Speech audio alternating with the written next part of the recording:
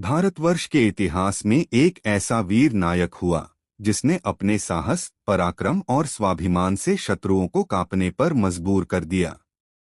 यह कथा है दिल्ली और अजमेर के शासक महान सम्राट पृथ्वीराज चौहान की।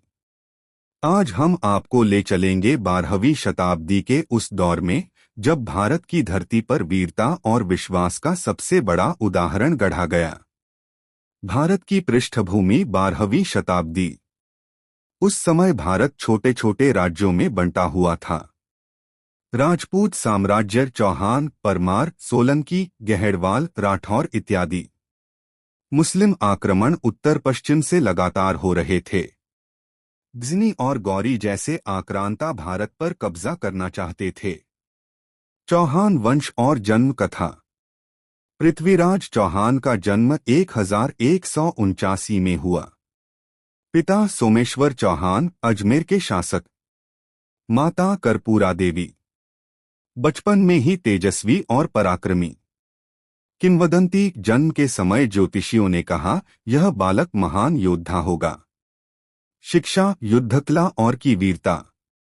तीरंदाजी, घुड़सवारी, हाथियों को नियंत्रित करना, शास्त्र और राजनीति की शिक्षा। शब्दभेदी बाण का अभ्यास, आवाज सुनकर लक्ष्य भेदना। एक बार जंगल में शेर का शिकार, 13 साल की उम्र में। अजमेर और दिल्ली का सिंहासन। पिता की मृत्यु के बाद 13 साल की उम्र में गद्दी पर बैठे। मां और मंत्रियों ने राज्य संचालन में मदद की। धीरे धीरे दिल्ली पर भी अधिकार किया। भारत के सबसे शक्तिशाली राजाओं में गिने जाने लगे। पृथ्वीराज की राजनीति और विस्तार। चौहान साम्राज्य का विस्तार, अजमेर, दिल्ली, राजस्थान के बड़े हिस्से, आसपास के छोटे राज्यों को अपने अधीन किया।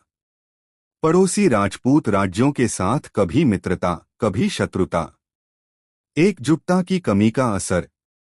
संयोगिता और प्रेम कथा। कन्नौज के राजा जयचंद की पुत्री संयोगिता।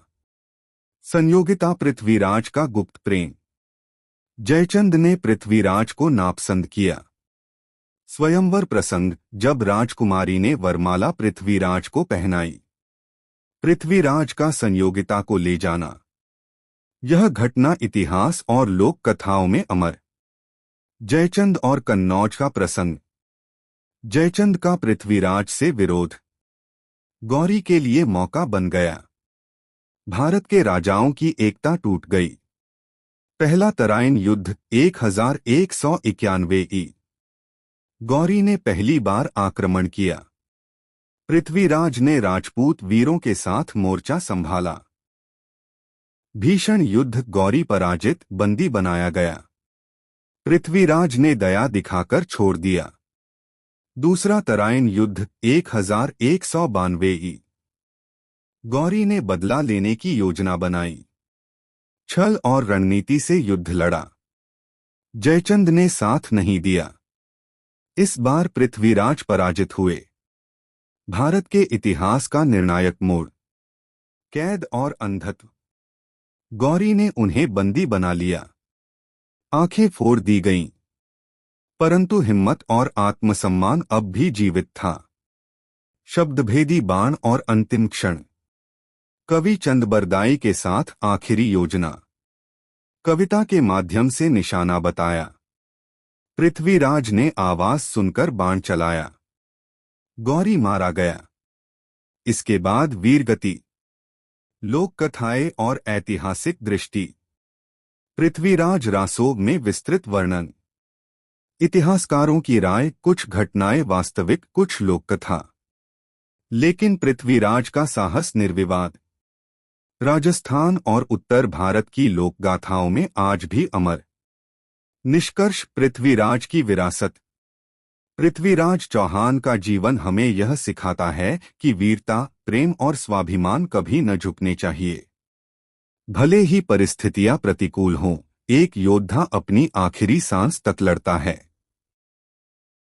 यही कारण है कि वे भारत के इतिहास में आखिरी हिंदू सम्राट कहे जाते हैं। उनकी गाथा आज भी हर भारतीय को प्रेरणा देती है।